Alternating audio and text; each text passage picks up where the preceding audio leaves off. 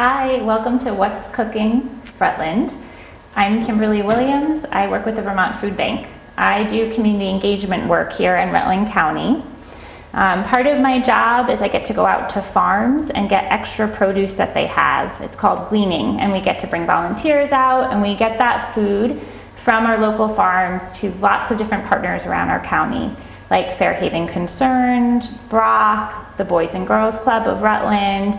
So lots of different meal sites, child care centers, shelters, food shelves. We also with us today have Casey Thomas. Hello everyone. As Kim said, my name is Casey. I am the Director of Branch Operations here in Rutland.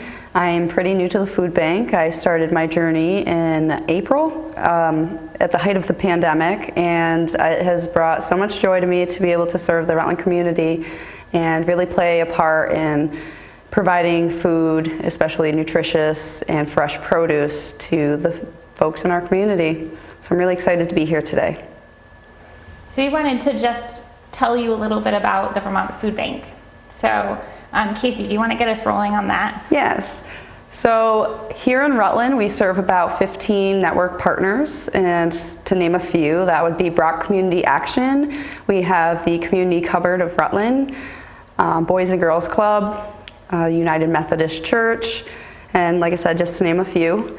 At the food bank, we are the largest food security organization in Vermont. We have about 80 people on staff right now, and we serve about 300 network partners statewide.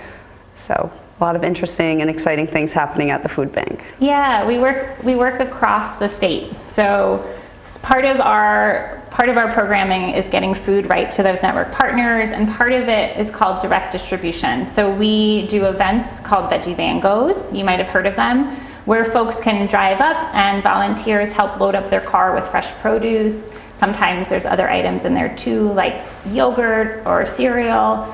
We also have other programs around the state working towards food security for all Vermonters. We do smaller community food distributions. We also do advocacy work, working along other organizations trying to end hunger here in Vermont. So check us out on our website if you have a chance. There's lots of great resources on there, whether you're looking for support or you're looking to support us. We'd love to have you visit our website at vermontfoodbank.org. So today, we're really excited. This is the July What's Cooking show. We wanted to cook up some nutritious summer sides that go really well at cookouts, your barbecues, when you're getting to visit friends and family, because we can do that now. Yes. So we are focusing on vegetables for our summer sides, nutritious, nourishing, and tasty sides. So the first one we're going to do today are collards. So collards, cooking up collard greens, it is a traditional southern food. We here in Vermont, I feel like I see collards sometimes at the farmers markets, but not all the time. So we thought it would be a fun thing to showcase this food. Collard greens are a hardy leaf. They are in the same family as your Brussels sprouts, your kale.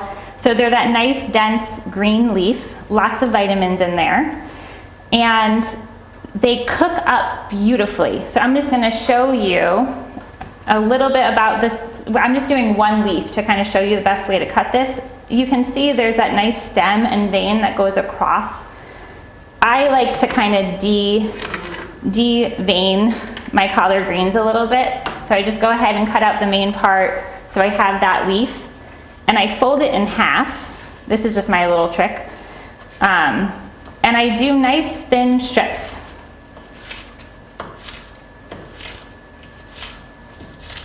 So the collard greens are beautiful because they're a little denser than, let's say, your chard, definitely more dense than something like a spinach. And they hold their texture beautifully when you cook them for a long time. They absorb all the good sauce that you're going to cook them with, and they pair super nice with protein. So if you're grilling up some chicken or steak, if you're doing beans, they pair beautifully alongside beans. They're a great accompaniment to a lot of different main dishes. So in traditional Southern cooking, you might cook these collard greens with bacon or like a ham hock, some kind of protein like that to just give it a little bit more richness. You don't have to. We're going to show you a vegan option today for those collard greens. You can substitute the greens for kale, another hardy green. A lot of people don't know, but you can also cook with Brussels sprout leaves, broccoli leaves. So if you're a home gardener and you have access to those, go ahead and give them a try and see what you think. They would substitute really nicely for this recipe as well.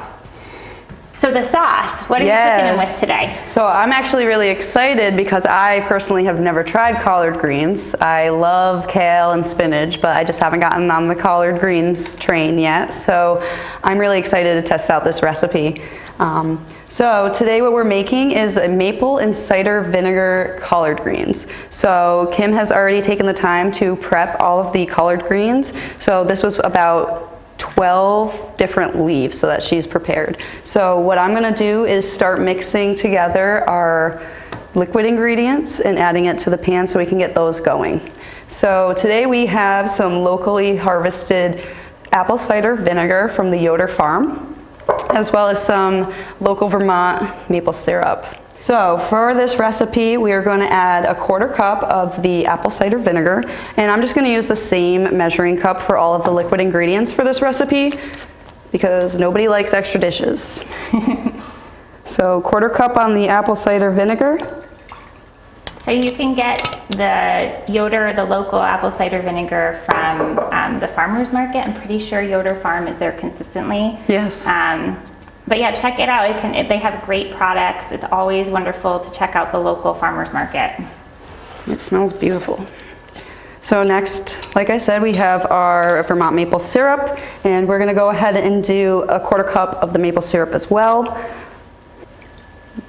I love this recipe too because we're taking some, like the traditional Southern recipe and kind of changing it up to work with the ingredients we have access here in Vermont. You can use sugar obviously for the collard greens, but it's just nice to use the maple syrup. It gives a little bit different flavor. Yeah. Maple syrup is really healthy. It's actually a superfood, so it's very important to add to your diet, especially the Vermont local maple syrup. All right, so next what we're gonna do is we're gonna get 1/8 of a cup of water. So I'm just gonna turn around for a moment. Add that right in. I'm gonna get this started for you. Perfect, thank you. And then last but not least, we're gonna do a pinch of salt. Here you go. So this is sea salt we're using today in our recipes. Sea salt sometimes can be a little less salty than iodized salt you might get from the grocery store. So that's another fun ingredient to play around with. There's lots of different types of salt. See what ones you like for different recipes and kind of play with the saltiness level. Always start with a little less than you think, and you can always add more. Some other optional items that you can add to this dish is some diced yellow onion and or minced garlic. So go for it. Perfect. So we're gonna go ahead and pour our liquid ingredients right into the pot. We have the heat on like medium heat to start, just to get it kind of rolling. And basically the collard greens are gonna simmer and cook down in the liquid. So we're gonna add it looks like, I don't know, would you say like 4 cups of greens or so? Yeah, I would say. And again, if you can always add more liquid, you can always add a little bit more water, kind of play with it, see how it works for you. I'm just gonna toss the greens in that liquid. You can already smell the cider vinegar. I know, it smells so good. So apple cider vinegar is a great support for digestion. So even cooking it down you're still gonna get the healthy benefits from the apple cider vinegar. So we're just gonna let that one sit now. We're gonna let that simmer while we do some other recipes. We've got the collards kind of soaking in there. I'm gonna turn the heat down a little bit. If it seems like it's cooking a little too fast, we'll turn it down even lower. So we'll kind of just keep an eye on that. Oh yeah, I do have onions to add. Oh, perfect. Okay. Yeah, that would be great.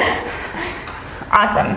And while Kim does that, just a few fun facts about the collard greens. It is full of vitamin C, K, and A, as well as calcium and vitamin B6. So very full of nutrients. I'm excited to give it a try.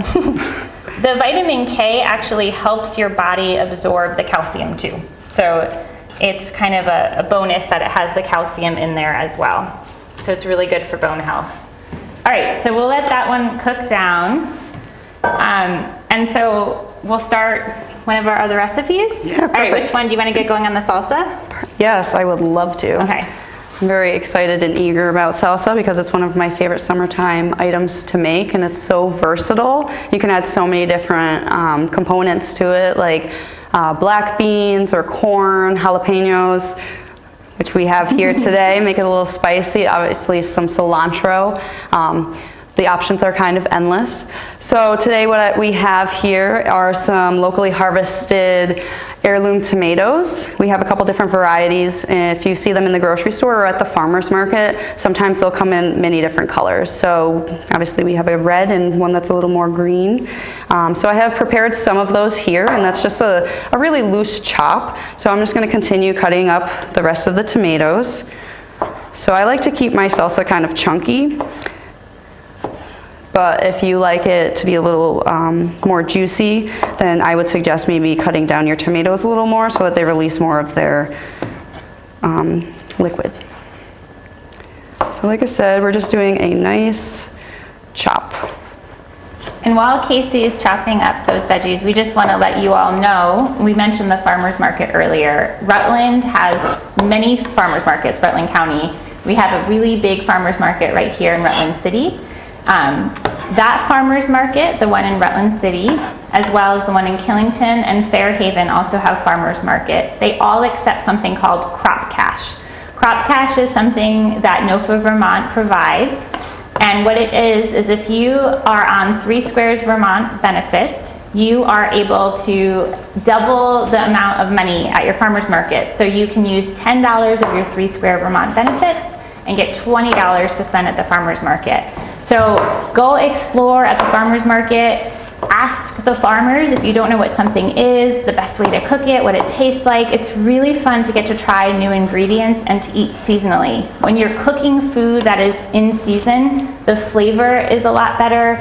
It's also more nutritious often. So Casey cooking with these local heirloom tomatoes, they're just gonna have a lot more flavor than salsa that you might buy at the store. There's actually a little tomato stand right down the street from my house that I drive by on my way to work, and I just love watching the tomato plants grow and then stopping by obviously when it's time for harvest to buy them. So all the recipes we're using today can be found on that food bank website, vtfoodbank.org/vtfresh. That is a great resource for all kinds of simple, nutritious recipes that are pretty much all based with vegetables. So a really great way to get your veggies in. It also offers cooking tips, and you can become one of our recipe taste testers. There's a chance to win a $100 gift card. So that's a great website to check out. And we also hand out these recipes at our Veggie Van Go events, which are events for those who are facing food insecurity and wanting to have access to some local produce. Okay, so our collard greens are cooking down nicely. How is the salsa looking? So far we have all of the tomatoes prepared, and we also have our onions. So I'm gonna go ahead, this is a small yellow onion. You could also use a red onion if you prefer, or maybe a little bit of both. So I'm just gonna go ahead and add that right now. I'm probably gonna save a little bit. That looks like a little bit much. So that, like I said, was a small onion. It calls for 1 onion. But like Kim said, we can always add more later if we decide to. So this recipe actually calls for a half a cup of a green pepper, but today we actually have orange pepper. You can use any pepper that you prefer. I personally think that the yellow and orange peppers are a little sweeter, so this should make our salsa taste really fabulous. So like I said, it calls for a half a cup of this, so I'm just gonna eyeball it. I probably prepared a little much, but we're gonna be okay. Another item that we have to add to our salsa is lime.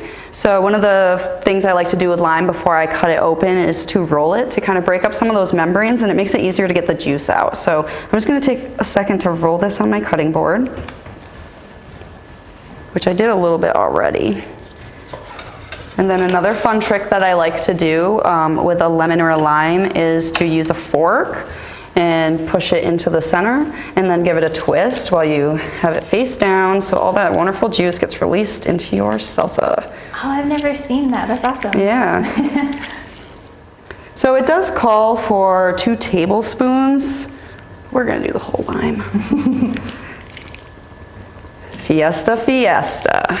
So of course, we know our salsa, we can eat it alongside tortilla chips, but this is also wonderful on top of protein. So again, if you're doing a summer cookout, I love salsa on top of grilled fish, which is a really healthy option you can do. It's really good on chicken also, and your tacos, of course, and your burritos. So there's lots of different ways to use it. It doesn't have to just be your classic tortilla chips and salsa, though that is delicious. Next we have our optional jalapeno. If you don't like the heat, you can definitely leave this out. If you like a lot of heat, there's other varieties of hot pepper that you could definitely add. Let's see, I'm gonna go ahead and de-seed it. So I'm gonna break that membrane there, and I'm gonna just pull the seeds out because I don't want it to be too spicy. I feel like I've heard, that sometimes the membrane and the seeds is where a lot of the spice is, right? Yes. Okay. Yes, definitely the seed. Sometimes the membrane also in any pepper that you have, whether it's green, red, yellow, or the orange like the one that we have here today, that membrane can also add like kind of a tart taste to the vegetable. So I always like to remove it. As you can see here, I removed it there. Personal preference, but you can do however you like. So I'm gonna actually chop this a little bit.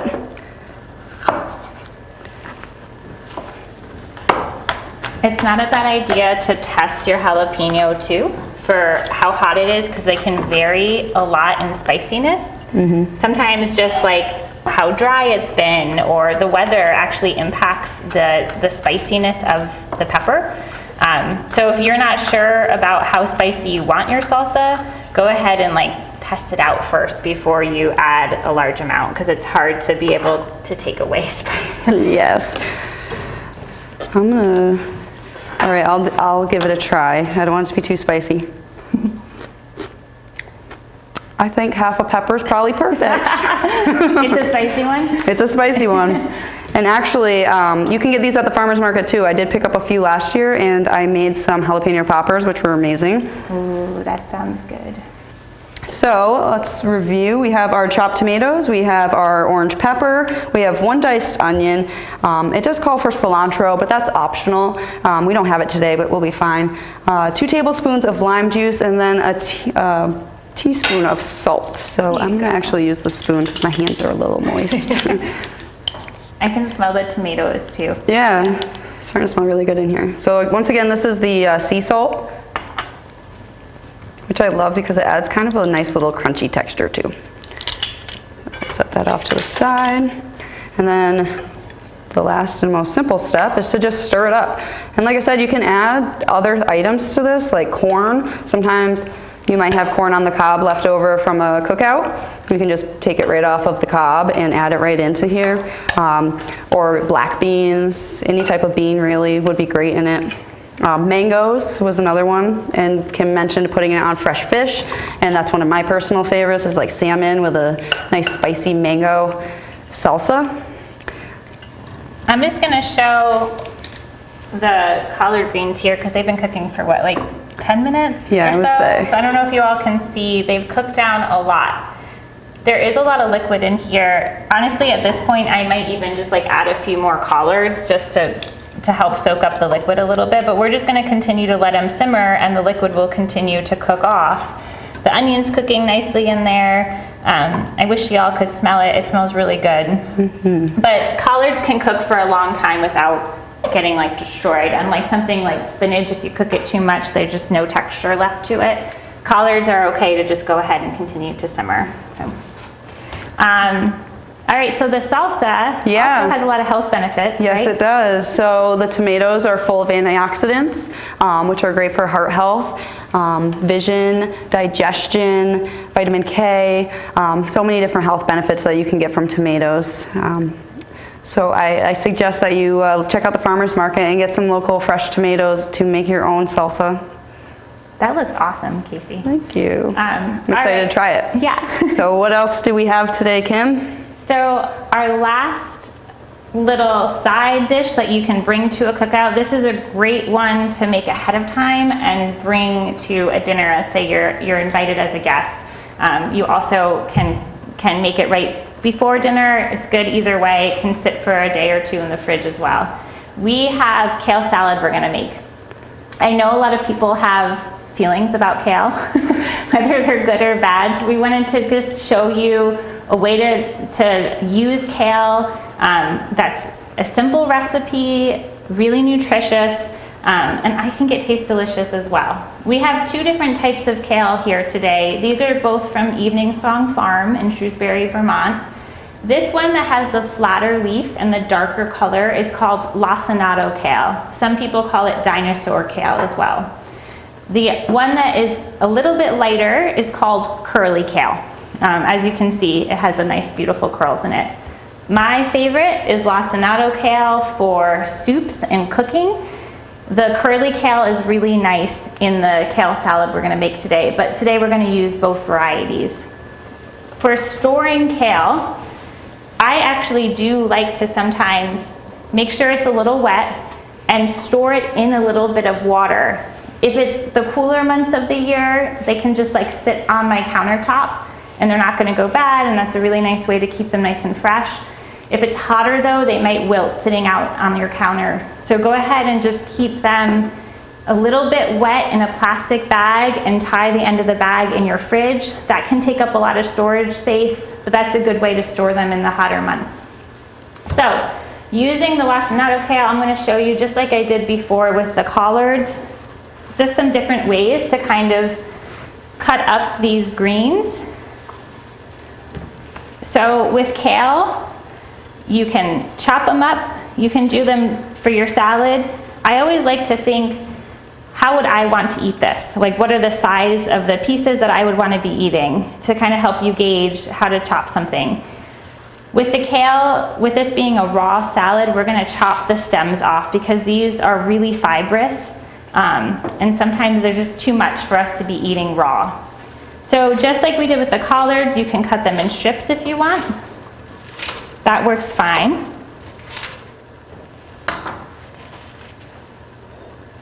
Or something really easy with kale, you can just go ahead and break them off. And actually, this method for the kale salad kind of works the best because, as you'll see in a minute, we're gonna massage this kale. So we're already kind of starting to get that to happen by breaking these off. Kale stems can go to the side. Some people like to use the kale stems for other recipes, like in kale pesto or something like that. So you can use them, compost them, whatever you would like to do. It would probably be a really great activity for the kids to do in the kitchen as well. Yes, that's a great point, because you can't really get it wrong. So for home gardeners, maybe you cook kale or you grow kale at home.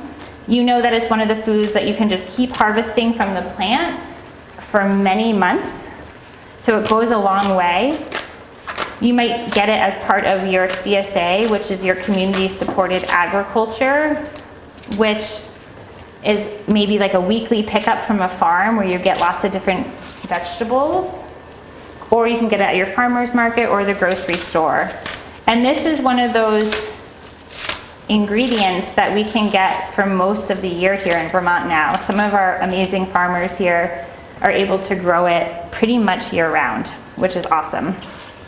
So I'm just gonna do a little bit more.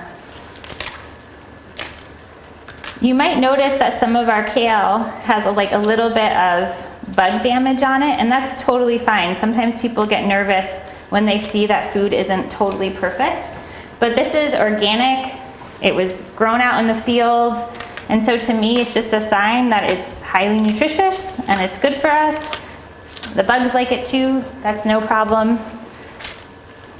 All right, so I'm gonna stop there. I'd say it calls for a bunch of kale for our recipe. I'd say that's kind of close. We could probably do a little bit more if we wanted to. So this recipe calls for just a tablespoon of olive oil. So I'm just gonna go ahead and add that right to it. And then we need a little bit of lemon or vinegar. We're gonna do lemon today. So limes often have no seeds, which is really convenient. Our lemons often do have seeds. This one actually isn't too seedy. So I already got some lemon juice prepared over here. Sometimes it's nice to use a juicer to help you, just because you don't want to eat a seed as you're eating the kale salad. So it calls for a couple teaspoons. So the acid in the lemon juice is going to help to break down the fiber in the membranes, in the kale a little bit. So we are actually going to massage this kale. So you can do this for a couple minutes. You can do it really quickly. You cannot do it at all if you want and just have it kind of sit, just mix it up and have it sit in the lemon juice and vinegar, and it will still kind of soften up.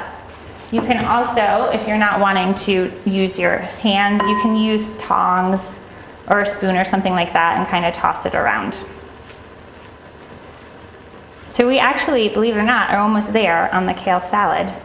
I kind of love salt, so I tend to have salt out for myself to add a little bit more if I want more as I eat. But like I said before, to start with a little bit less than you think you need.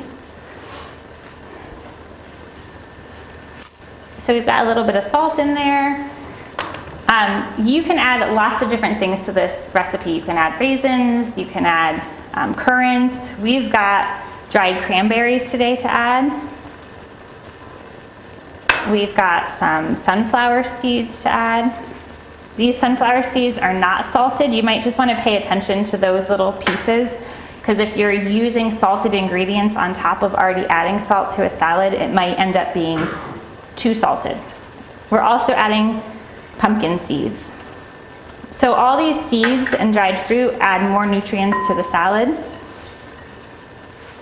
Kale is in the same family as our collards, so they also are high in vitamin K. They have that B6, they have the vitamin C, the vitamin A. Lots of nutritional benefits.